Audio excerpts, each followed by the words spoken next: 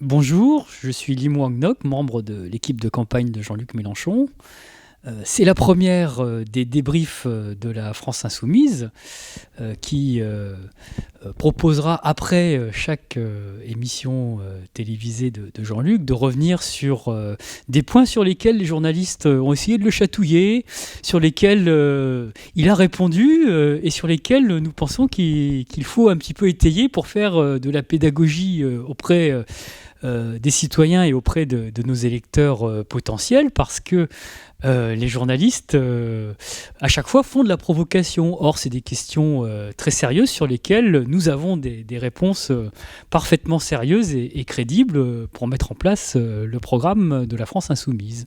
Pour cette première, nous allons revenir sur l'émission de Jean-Luc Mélenchon du 9 octobre sur LCI, RTL, Le Figaro. Et les journalistes lui ont posé des questions, notamment dans le domaine économique, sur lesquelles ils espéraient nous mettre à mal, mais vous allez voir que, en étayant nos réponses, nous sommes plus convaincants que les tenants de la pensée unique. Sur l'économie et sur la finance. Donc, on a parlé d'Alstom tout à l'heure. Vous avez dit qu'il faudrait nationaliser Alstom. C'est des mesures de secours d'urgence, là. Il y aura d'autres programmes de nationalisation. On a compris dans votre programme qu'il y allait avoir une intervention de l'État plus importante, une dépense publique plus importante. Et ceux qui augmentent la dette, vous les avez vus dans le passé, ils s'appellent Sarkozy. Sur ce sujet, il faut arrêter d'effrayer les gens avec la dette. L'emprunt des uns, c'est l'épargne des autres. Et l'emprunt, c'est un des principaux moyens de financer les investissements des entreprises. D'ailleurs, si on prend le taux d'endettement privé, il excède bien plus qu'on ne le croit le taux d'endettement public. Le taux d'endettement privé, c'est 120% du PIB. Le taux d'endettement public, aujourd'hui, c'est 98% du PIB. Donc vous voyez qu'il faut remettre les choses à leur place. Si aujourd'hui, les épargnants n'achetaient pas d'emprunts d'État qui servent aujourd'hui à financer des investissements publics, à financer la sécurité sociale, à financer les services publics, eh bien, l'économie serait plus en panne qu'elle ne l'est. Elle plongerait dans la récession alors qu'elle est déjà en déflation, c'est-à-dire qu'elle est déjà au ralenti si cette épargne n'était pas mobilisée pour atterrir dans l'économie réelle. Alors ensuite, personne aujourd'hui n'applique le pacte de stabilité. Les journalistes oublient de dire que le pacte de stabilité, c'est le fameux critère des 3%, mais c'est aussi le critère de 60% de taux d'endettement en proportion du PIB, 3% de déficit public et 60% de taux d'endettement. Or, aujourd'hui, tout le monde est au-dessus du taux des 60% d'endettement. Même l'Allemagne n'applique pas le pacte de stabilité. Elle a un taux d'endettement de 68% en ce moment. Et les autres sont largement au-dessus. Et tout le monde s'est arrangé avec cette affaire parce que tout le monde sait que sinon, la zone euro serait dans une situation encore pire qu'elle ne l'est à l'heure actuelle. Et la France elle-même, depuis 2008, ne respecte pas le pacte de stabilité, ne serait-ce que au cours du quinquennat Hollande, elle a obtenu l'autorisation d'être au-delà des 3%. Et quand vous faites par exemple 4,5% de déficit public en pourcentage du PIB au lieu de 3, ça veut dire que vous avez 1,5 point de PIB de marge de manœuvre en plus, c'est-à-dire 30 milliards de plus. Si vous faites 4% au lieu de 3, vous avez 20 milliards de plus. Alors certes, il y a eu de l'austérité. Et il y a eu de l'austérité parce qu'on a comprimé les dépenses publiques dans les administrations, dans les collectivités territoriales et dans les dépenses sociales.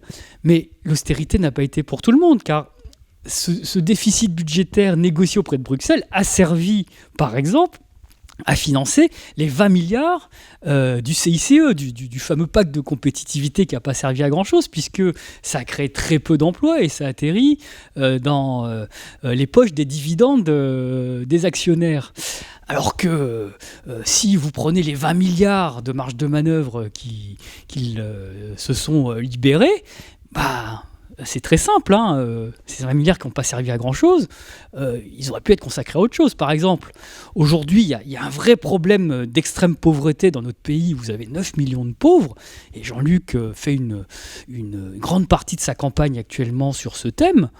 Bon, le RSA, ça coûte 10 milliards. Et donc, vous voyez que si on veut revaloriser substantiellement le RSA, si on veut le rapprocher du seuil de pauvreté qui est de 1 000 euros, vous pouvez utiliser 10 de ces 20 milliards pour le faire. Autre exemple, si vous considérez le problème de l'emploi, aujourd'hui, les 10 autres milliards de ces 20 milliards qui ont servi au CICE, ils auraient pu financer 500 000 emplois à 2 000 euros, c'est-à-dire au salaire moyen, des vrais emplois stables, dans le secteur non marchand, dans l'économie sociale et solidaire, et dans les emplois publics, dans les services publics qui aujourd'hui fonctionnent très mal.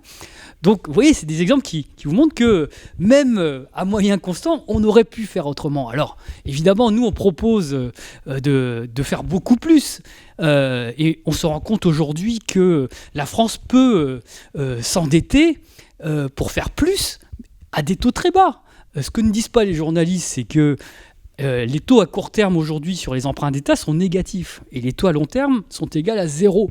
Donc on s'endette quasiment gratuitement aujourd'hui pour financer la politique publique. Le seul truc qui nous l'interdit, ce sont les traités qui nous imposent de converger vers les fameux 3% et 60%, ce que personne n'arrive à faire. Donc du point de vue de la contrainte de financement, il n'y a pas aujourd'hui de contrainte de financement de la dette. On peut s'endetter à des taux très bas, alors que Hollande et Sarkozy ont creusé la dette. Les marchés continuent à nous prêter à des taux très bas parce que la France est jugée comme étant un pays sûr. Et le seul véritable obstacle à la mobilisation de cette épargne, ce sont les traités qui, aujourd'hui, sont dogmatiquement appliqués parfois pour interdire à certains pays d'utiliser ces ressources. Regardez ce qui s'est passé en Grèce avec Syriza, qui avait un programme de gauche proche de vous, et finalement, quand ils sont arrivés au pouvoir, ils se sont soumis à Bruxelles, pour reprendre un des termes qui pourraient être les vôtres. Mmh. Bon, moi, je ne ferai pas ça. Alors, ce que les journalistes oublient de dire, c'est que la France, c'est pas la Grèce. La Grèce a demandé assistance à l'Union européenne parce qu'elle n'arrivait pas à se financer à des taux bas sur les marchés. Elle se finançait à des taux à 2 chiffres. Et donc, elle a demandé des aides à la Troïka, en contrepartie desquelles la Troïka lui a demandé d'appliquer des politiques d'austérité drastiques. La France n'a pas demandé assistance, puisque la France peut se financer à taux négatif à court terme et à taux nul à long terme aujourd'hui, comme l'Allemagne. Donc la France n'a pas de contrainte de financement aujourd'hui de sa dette. La seule contrainte, c'est une contrainte institutionnelle. C'est la contrainte que lui imposent les textes. Qui manifestement aujourd'hui sont absurdes dans la situation qui nécessite de mobiliser ce qu'on appelle la politique budgétaire pour relancer l'activité. Comment faites-vous dans un pays qui a un niveau d'endettement très élevé, plus de 2 000 milliards d'euros, et quelle surprise, un taux de prélèvement obligatoire qui est déjà l'un des plus élevés du monde? Voilà, les plus élevés du monde. Pourquoi pas de l'univers? Non, 47%, ça doit être le deuxième en Europe. Voilà. Et alors, monsieur, quel est le problème? Bah oui, où est le problème? Jean-Luc a raison de dire où est le problème. Ce que les journalistes oublient ici encore de dire, c'est que si les dépenses publiques représentent plus de la moitié du PIB, quelle horreur! Mais ce qu'ils oublient de dire, c'est que 26%, c'est-à-dire la moitié de ces dépenses publiques, 26% du PIB, sont des dépenses sociales consacrées à la sécurité sociale. Dans les 55% de dépenses publiques, la moitié, 26% du PIB, c'est les dépenses de la sécurité sociale. Si vous enlevez ça, les dépenses de l'État en tant que telles qu'incriminent les libéraux ne représentent que 23% du PIB. Et donc, il n'y a pas de problème, c'est un choix de société ici. Nous avons fait le choix de société en France d'avoir un modèle social où vous avez une sécurité sociale obligatoire, rendant la santé accessible à tous et permettant de financer un régime de retraite par répartition. Prenez les États-Unis. Le taux de prélèvement obligatoire aux États-Unis, c'est 26%. Et pourquoi c'est 26%? Parce qu'aux États-Unis, vous n'avez pas de sécurité sociale obligatoire. Vous avez des assurances privées, vous n'avez pas de régime de retraite par répartition. Vous avez des fonds de pension. Et c'est ça qui explique la différence. Alors que si vous prenez les dépenses de l'État en tant que tel, c'est comparable en France et aux États-Unis. Ce qui explique la différence, c'est les dépenses consacrées à la sécurité sociale, c'est-à-dire à notre modèle social. Donc c'est un choix de société, il n'y a pas de problème. Ma question était simple, augmentez-vous ou non les impôts, et si oui, dans quelle proportion? Premièrement, en ce qui concerne les impôts, je n'ai pas l'intention de supprimer l'impôt sur la fortune, comme tous les candidats de droite, et je n'ai pas l'intention de réduire le nombre de tranches. Le contraire, on va les augmenter. C'est-à-dire que tout le monde paiera un impôt dans ce pays, si léger soit-il, mais tout le monde le paiera, d'un bout à l'autre de la chaîne, et je crée 14 tranches. Même Pourquoi? ceux qui reçoivent peu. Tout le monde paye, c'est clair comme ligne. Alors, Jean-Luc a une réponse juste, mais trop courte, parce que dans le direct, les questions fiscales sont trop complexes pour qu'on puisse développer en 2 minutes ce qu'on propose. Alors déjà, est-ce qu'on va faire payer des gens qui ne sont pas imposables? Mais ce que disent pas les journalistes, c'est que les classes modestes payent l'impôt. Elles payent la CSG, qui est un impôt sur le revenu. Le taux de la CSG, c'est 7,5 et le CRDS, c'est 0,5.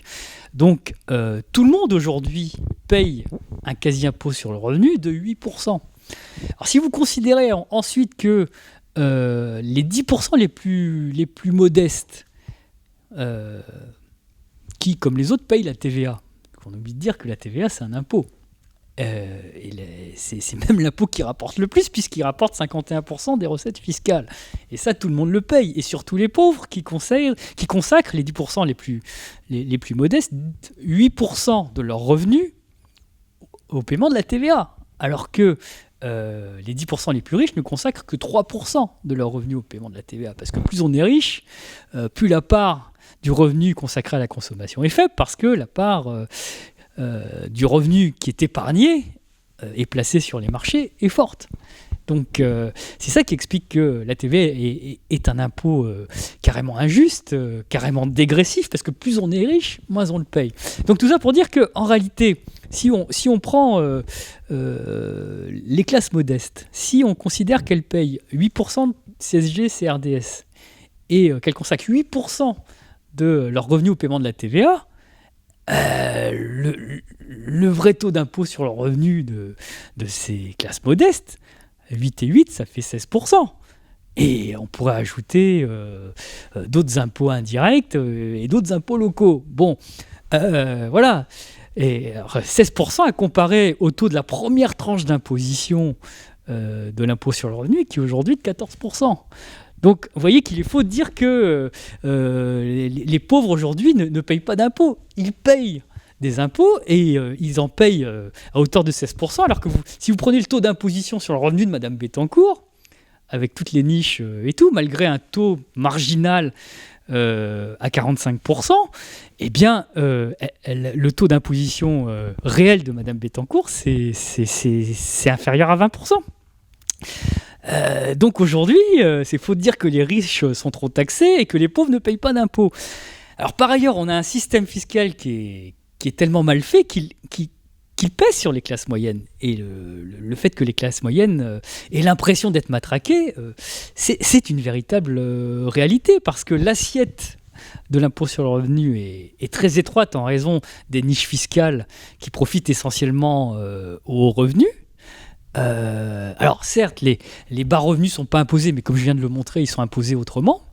Et l'impôt sur le revenu, du coup, pèse essentiellement sur les classes moyennes. Donc, nous, ce qu'on propose, c'est une révolution fiscale où on a une assiette très large qui inclut tous les revenus. Et donc, l'assiette de la CSG, par exemple, est très commode pour ça. Elle impose tous les revenus financiers, les revenus du travail, les revenus de remplacement, etc. Et donc, sur cette assiette très large, on pourrait greffer, du coup, un barème progressif, une dizaine de tranches, 14 tranches, enfin bon, on verra le moment venu, mais un impôt progressif sur cette assiette très large, ça permet d'instaurer la justice fiscale. Ça permet de baisser les taux de ceux qui sont les plus modestes et qui aujourd'hui, comme j'ai dit, payent au moins 16% d'impôts en réel sur leurs revenus. Donc là, on pourrait baisser le taux de la première tranche en dessous du taux de la CSG-CRDS, bien en dessous de 8%.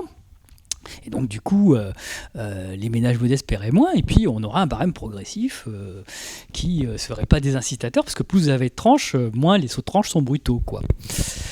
Donc voilà ce qu'on propose. Et puis il y a un autre débat qui est l'ISF. La droite dit que l'ISF est un impôt imbécile, et si vous avez lu les programmes de la droite propose de supprimer l'ISF. Tous les candidats à la primaire de la droite le proposent, et Juppé en premier. Donc je dis ça pour ceux qui vont aller voter Juppé là. Et donc l'ISF, au contraire, c'est un impôt très intelligent. Alors qui est pas parfait parce que son assiette est trop étroite. Et qu'elle se limite aux biens immobiliers, quasiment, ce qui fait que c'est une super taxe foncière qui impose beaucoup plus le millionnaire que le vrai milliardaire. Mais il n'empêche que c'est un impôt sur le patrimoine, et un impôt sur le patrimoine, c'est nécessaire, parce que même si vous mettez une tranche marginale sur le revenu à 100%, vous taxerez jamais Madame Bettencourt à 100%. Son taux d'imposition réel, il ne sera pas de 100%. Donc, mettons que vous lui preniez 40% de son revenu par l'impôt sur le revenu, avec le barème progressif. Il lui restera 60% de son revenu. Et qu'est-ce qu'elle fait de ces 60% ? Elle va en consommer une partie, mais à 500 SMIC, vous ne consommez pas tout. Et donc, qu'est-ce que vous faites du reste ? Vous le placez. Et puis ça rapporte, et ça permet de gonfler le patrimoine. Et donc si vous ne taxez pas le patrimoine, même si vous taxez les flux de revenus par l'impôt sur le revenu, vous avez le patrimoine qui gonfle sans arrêt. Et vous ne pouvez pas dire « je lutte contre la rente », et je ne taxe pas la rente. Car si vous ne taxez pas la rente, si vous n'avez pas un impôt sur le patrimoine, eh bien la rente se concentre entre des mains toujours moins nombreuses et gonfle entre ses mains. Et on reconstitue la classe des rentiers à la Balzac. Donc l'impôt sur la fortune, l'impôt sur le patrimoine est nécessaire pour compléter l'impôt sur le revenu. Il faut à l'évidence en élargir l'assiette. Aujourd'hui, l'ISF, contrairement à ce qu'on raconte, ça rapporte que dalle. Ça rapporte 4 à 5 milliards à tout casser. Et donc, on pourrait là encore mettre en place un impôt beaucoup plus juste qu'il ne l'est à l'heure actuelle. Alors n'hésitez pas à commenter, et puis je vous donne rendez-vous à la prochaine émission.